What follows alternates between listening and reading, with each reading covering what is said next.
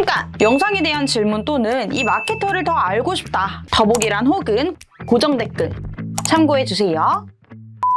안녕하세요. 안녕하세요. 기존의 여러 마케터분들께서 매체 설명과 운영 같은 거 많이 말씀해 주셨을 텐데요. 오늘은 궁금하셨던 부분 아무거나 질문해 주시면 저희가 궁금증에 대해서 답변해 드리고 해결해 드릴 수 있는 시간 가지려고 Q&A 이렇게 라이브 진행하도록 하겠습니다. 네. 궁금하신 부분 채팅으로 남겨주시면 바로바로 답변해 드릴 수 있도록 할 테니까 뭐 간단한 질문도 얼마든지 남겨주시면 자유롭게 저희가 답변 드리도록 하겠습니다. 네네, 자유롭게 질문해 주시면 됩니다. 안녕하세요. 안녕하세요. 네, 지금 질문이 하나 올라왔는데 뷰티 업종 관련한 내용이었어요.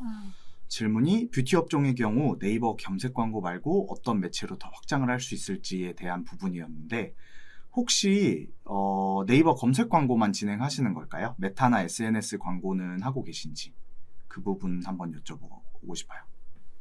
사실 저 같은 경우에는 뷰티 업종 진행할 때 지금 답변 주셨네요. 네이버 검색 광고만 진행하고 계신다고. 네.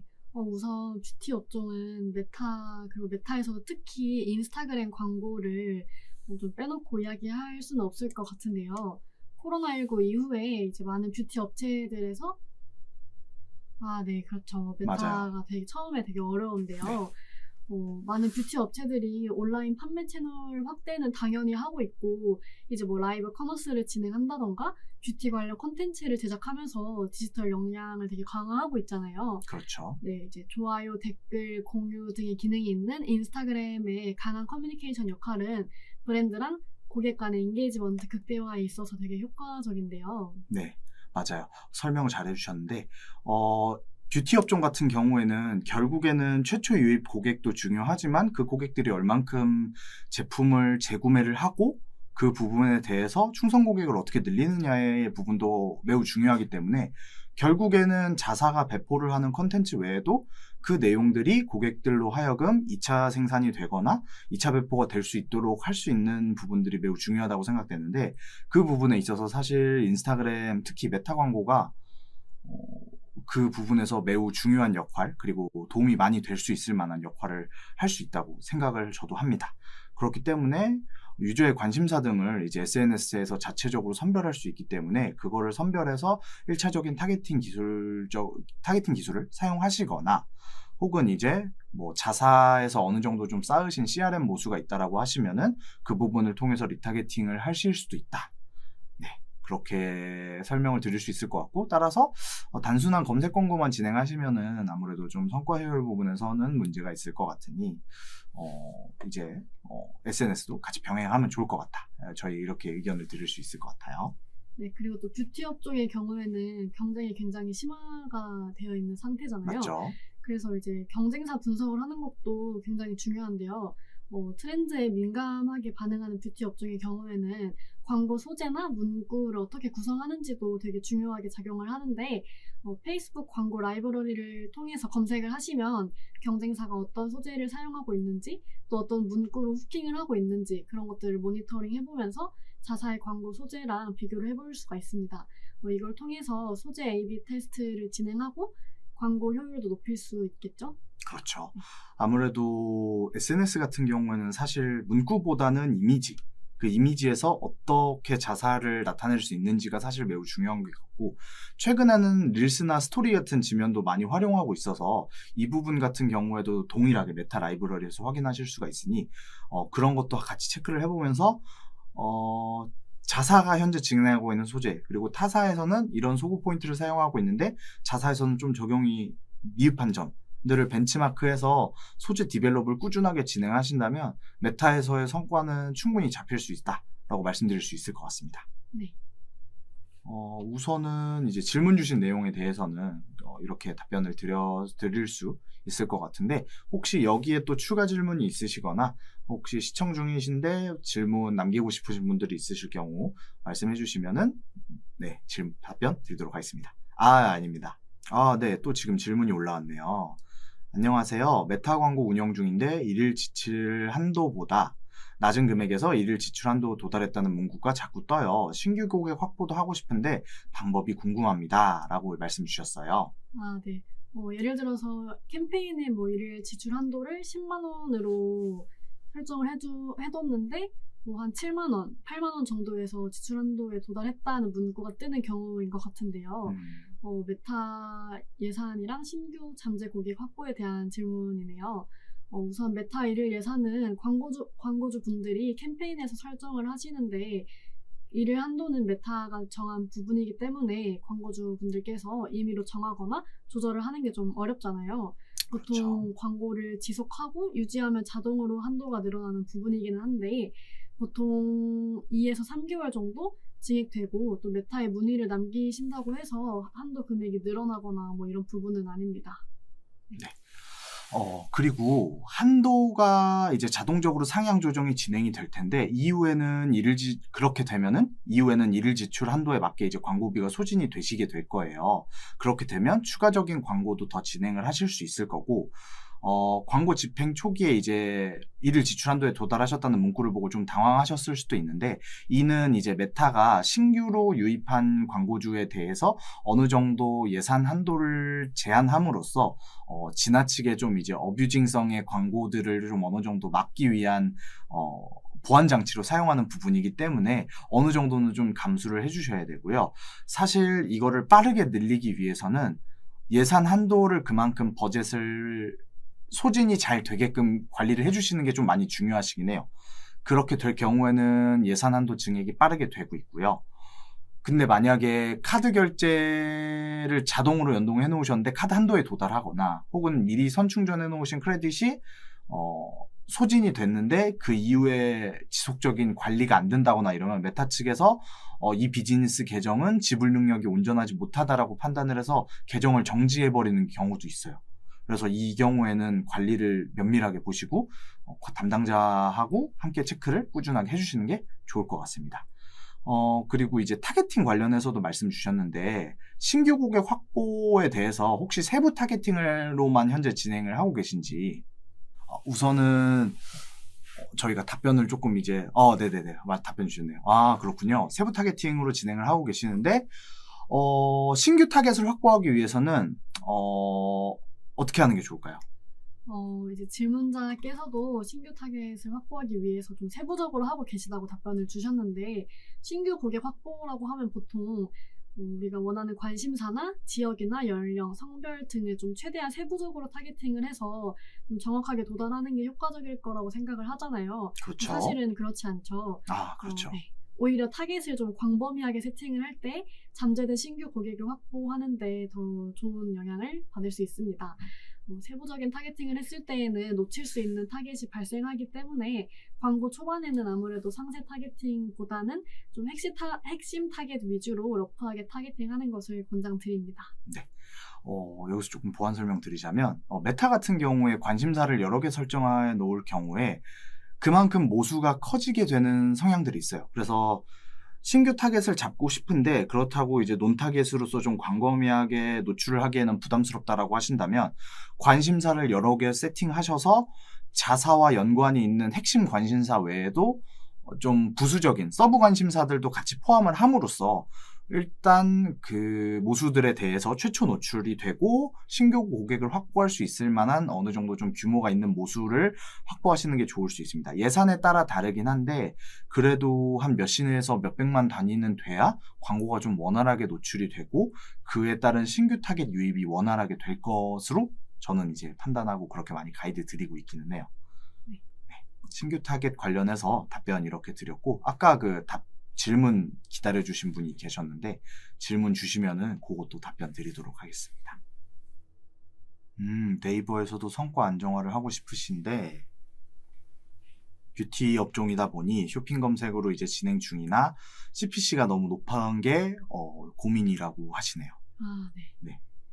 우선 쇼핑 검색 광고의 경우에는 상품을 탐색하고 구매하려고 검색하는, 네. 그래서 쇼핑 검색 광고를 어떻게 운영하면 좋을지에 대해서 질문을 주셨어요. 네.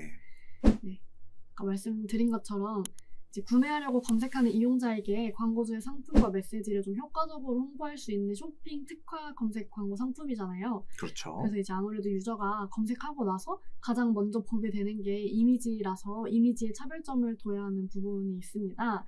그리고 또 쇼핑 검색 광고 확장 소재는 이제 위에 주황색으로 표시되잖아요. 그렇죠. 네, 그래서 그 부분에 유저가 가장 원할 법한 내용과 후킹할 수 있는 그런 소재와 정보로 구성을 하는 게 중요한 것 같습니다. 그리고 쇼핑 검색 같은 경우에는 광고 영역뿐만 아니라 네이버 쇼핑에서 이제 자연 순위로 노출되는 제품들도 있잖아요. 이 경우에는 사실 광고 시스템 상에서 수정은 불가능하고 이제 광고주님께서 운영하고 계시는 스마트 스토어 혹은 이제 그 자사몰에서 끌어오는 그 정보들에 따라서 이제 쇼핑 검색 노출이 달라지게 될 텐데 최초 등록을 사실 조금 이제 면밀하게 진행해 주셔야 되세요. 단순히 이제 제품명 열거하고 금액 측정하고 그러고 올린다기보다는 이렇게 될 경우에는 당연히 CPC가 올라가고 광고비가 누수될 수밖에 없기 때문에 정확한 정보를 기재하시는 게 중요합니다.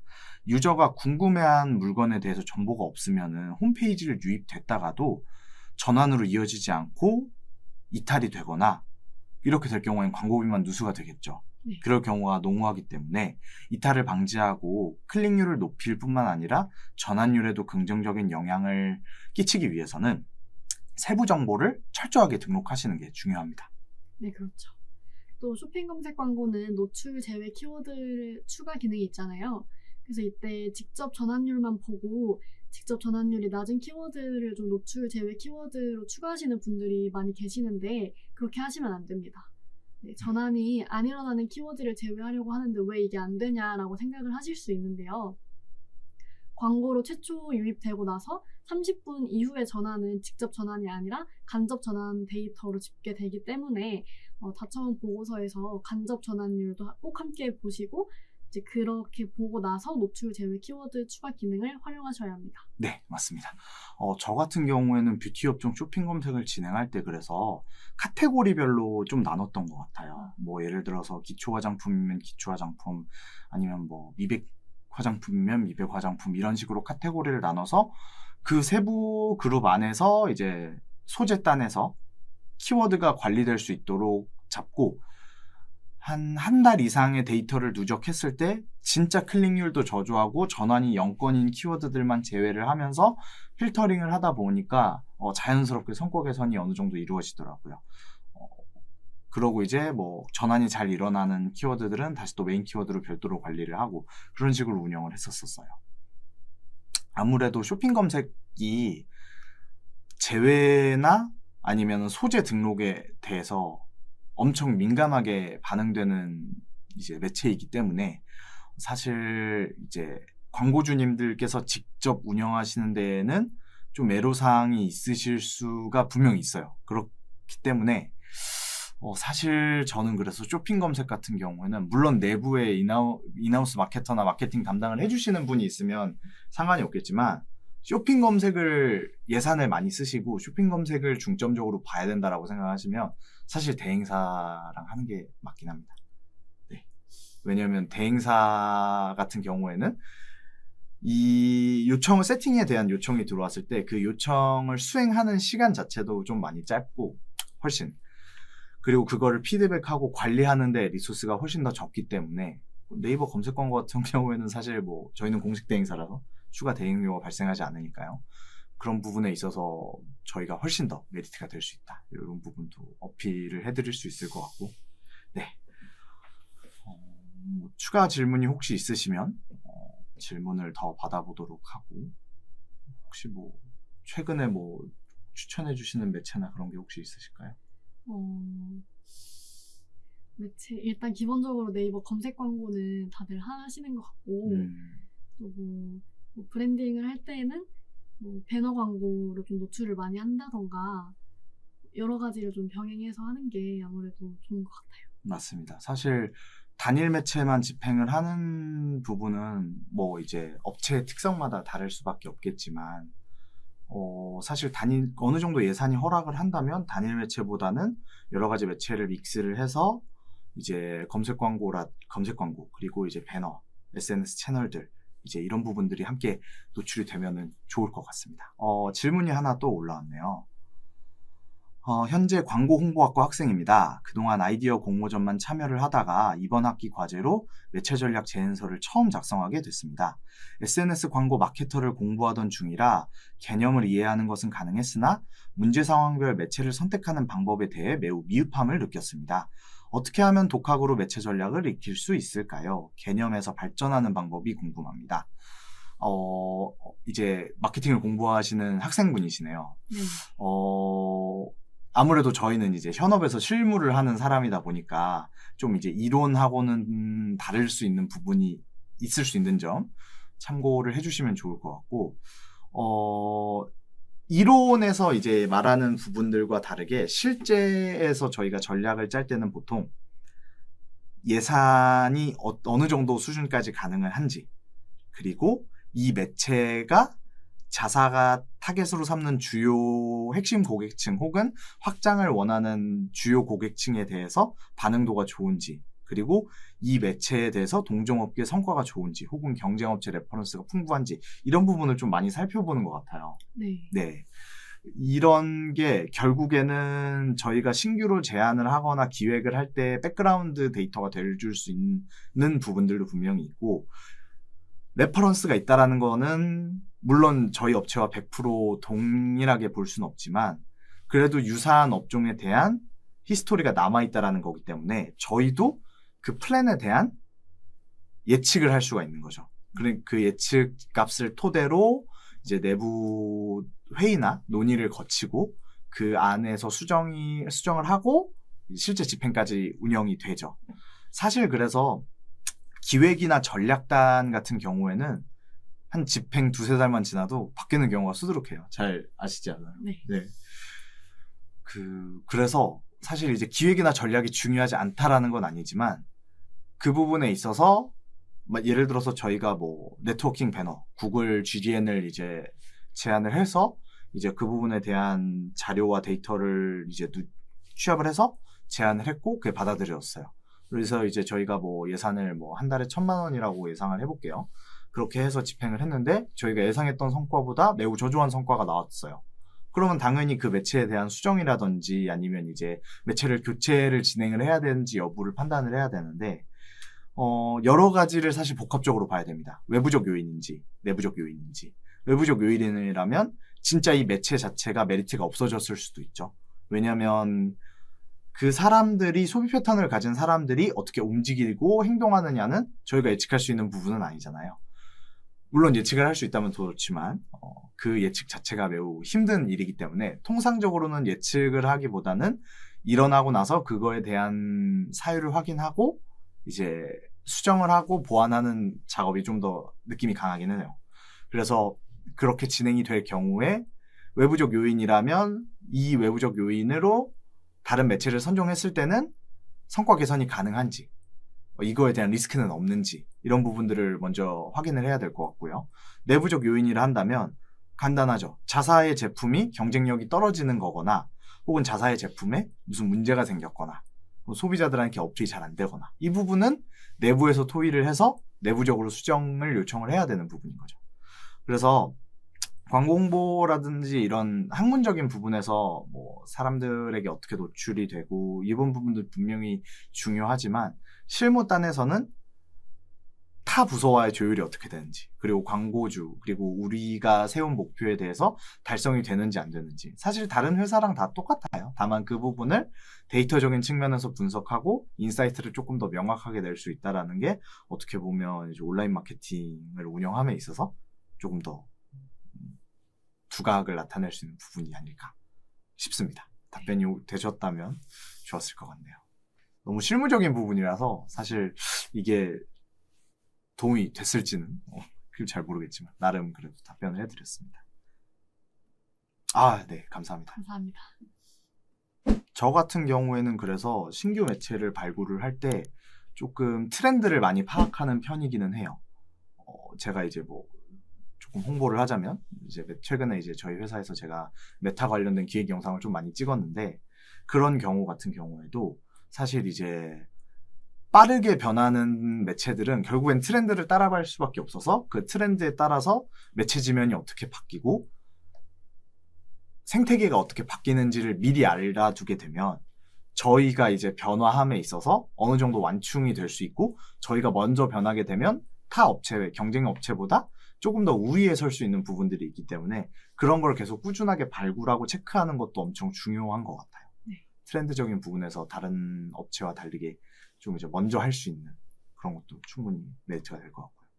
해외 광고라든지 아니면은 이제 동종업계에서 좀 잘 된 래퍼가 있다면 그거를 좀 많이 벤치마크 해오려고 하는 편이긴 해요, 저는.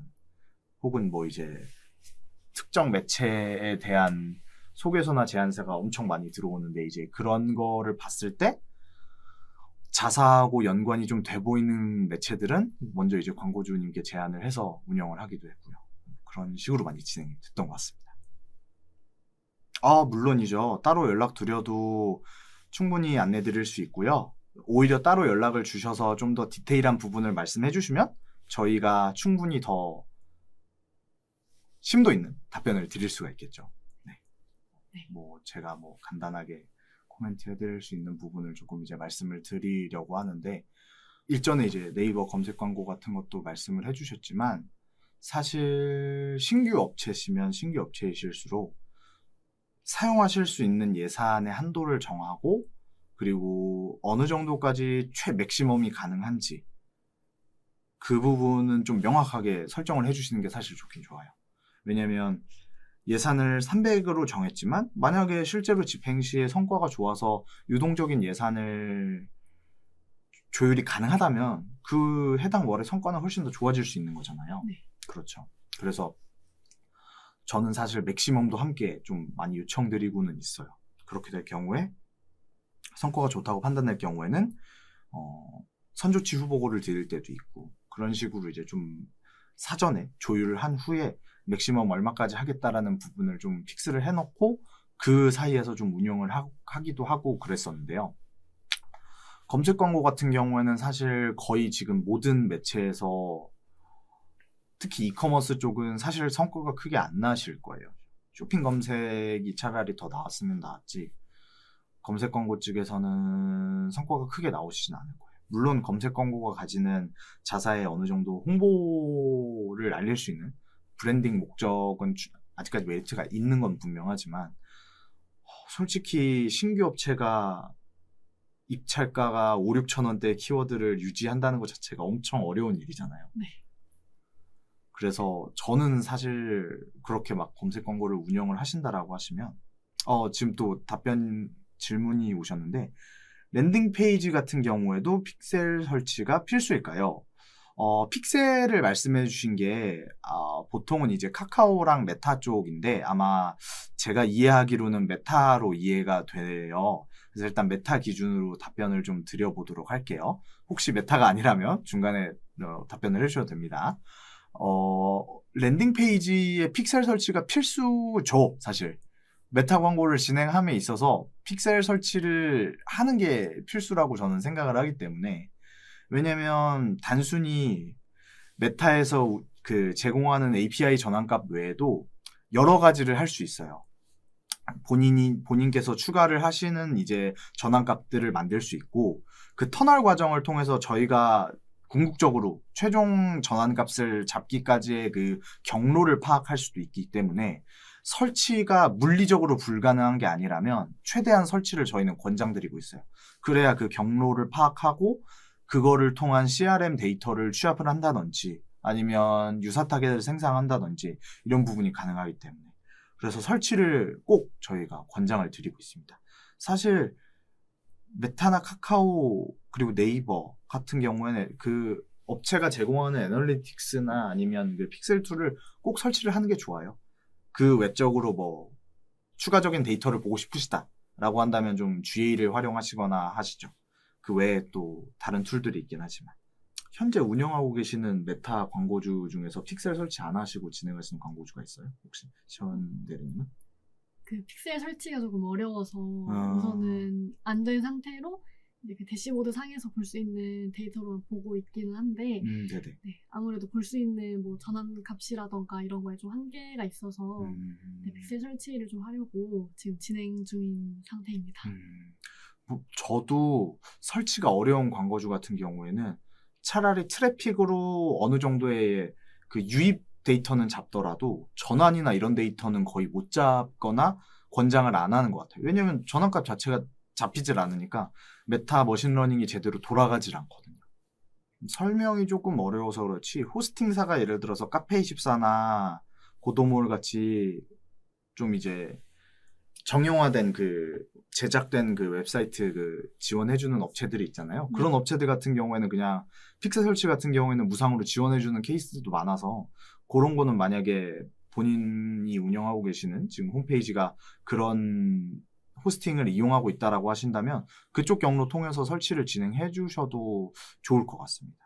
외주 업체가 있기는 한데 사실 뭐 단순한 픽셀 설치 같은 경우에는 무상으로 지원이 되는 건이라 굳이 그 외주사를 이용할 사유는 저는 없다고 생각하고요. 근데 만약에 이제 욕심이 있으시다. 픽셀에 대해서 뭐 구체적으로 진짜 세부적인 데이터까지 뽑아보고 싶다 라고 하신다면 그거는 이제 조금 이제 세부적으로 들어가셔서 어떤 경로까지 체크를 할 건지를 정해두고 그 부분을 이제 그 외주업체랑 논의를 해서 뭐 유상으로 맡긴다든지 뭐 이런 식으로 진행이 가능하기는 할 겁니다.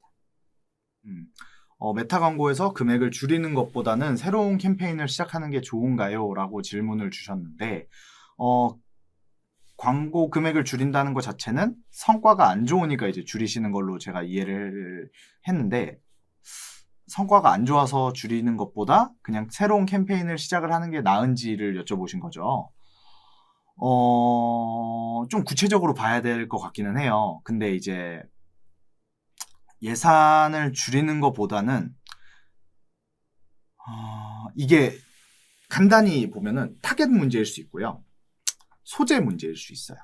근데 소재를 교체를 한 후에 어느 정도 테스트 기간을 거쳤을 때 좋았던 성과로 회복이 되는 추세를 보이거나 아니면은 어느 정도의 좀 성과 회복세를 보인다라고 한다면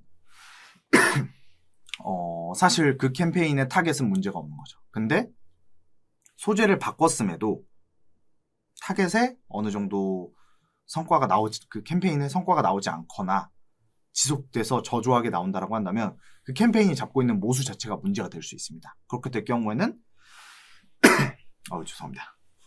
그렇게 될 경우에는 타겟 자체를 바꾸는 게 좋겠죠. 활용하시는 게 관심사 타겟을 주로 활용하실까요? 아니면 유사 타겟을 주로 활용하실까요? 아니면은 아예 그냥 자사에 접속을 했다가 이제 이탈된 혹은 이제 방문을 했던 고객만 이제 중점으로 할 수 있는 맞춤 타겟을 운영하시는지 보통 이 세 개 중에 하나를 많이 운영하실 거거든요. 보통 이제 제가 운영을 했을 때는 관심사 같은 경우에는 타겟의 문제라기보다는 소재를 바꿨을 때 조금 더 성과가 좋아지는 게 많았고 B2B 또는 B2G가 타겟 네 메타 광고 타겟 잡는 게 어렵다. 그렇죠. 아무래도 B2B나 B2G 같은 경우에는 메타 광고 타겟을 잡는 게 어렵고 그러면 아마 DB를 받으시는 목적이 대부분이실 것 같은데 그런 경우에는 사실 웹사이트 유입을 최대한 늘리거나 아니면 메타 외적인 부분에서의 매체를 보완하는 형태도 가능은 합니다. 기존에 운영하셨던 DB당 단가 대비해서 좀 많이 떨어지신 거라면 그 부분 같은 경우에는 외부적 요인이 있는지 혹은 그런 부분도 한번 체크를 해보시는 게 좋을 것 같아요.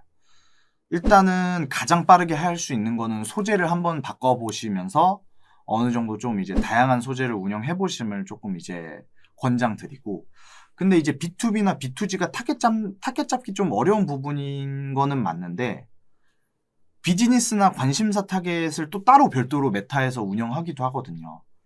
그 자세한 업종을 말씀을 주시면은 그 부분은 좀 더 디테일하게 답변이 될 수 있을 것 같고 뭐 저희한테 추후에 메일이나 유선으로 연락을 주셔도 되고요. 네.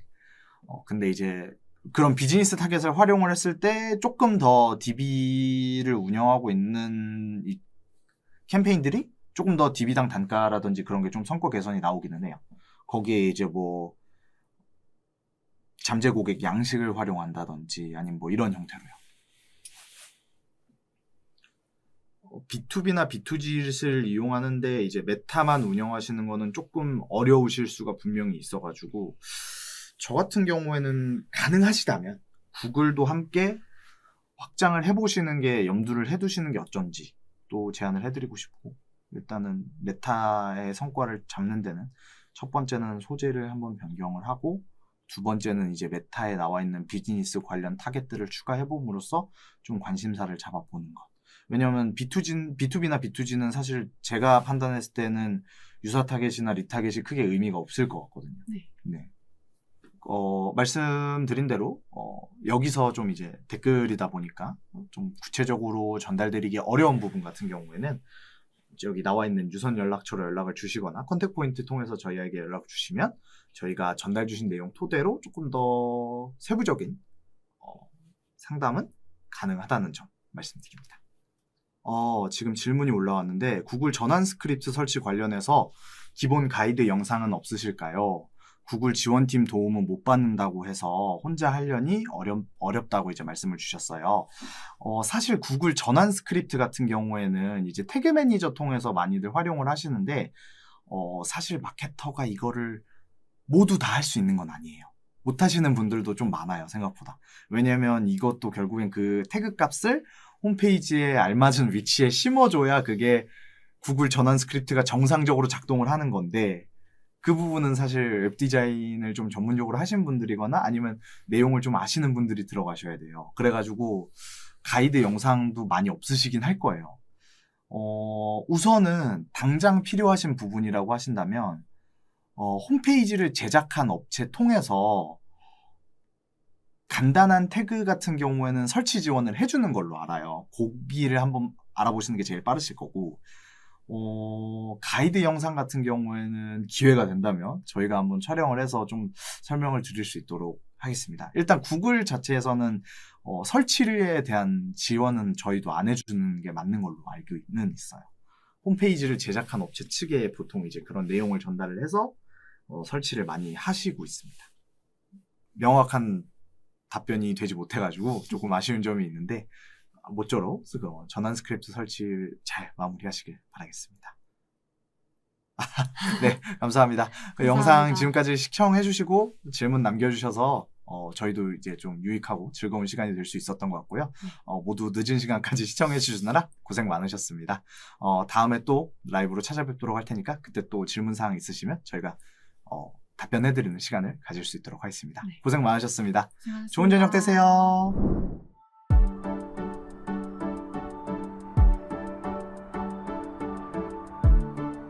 구독과 좋아요는 컨텐츠 제작에 힘이 됩니다.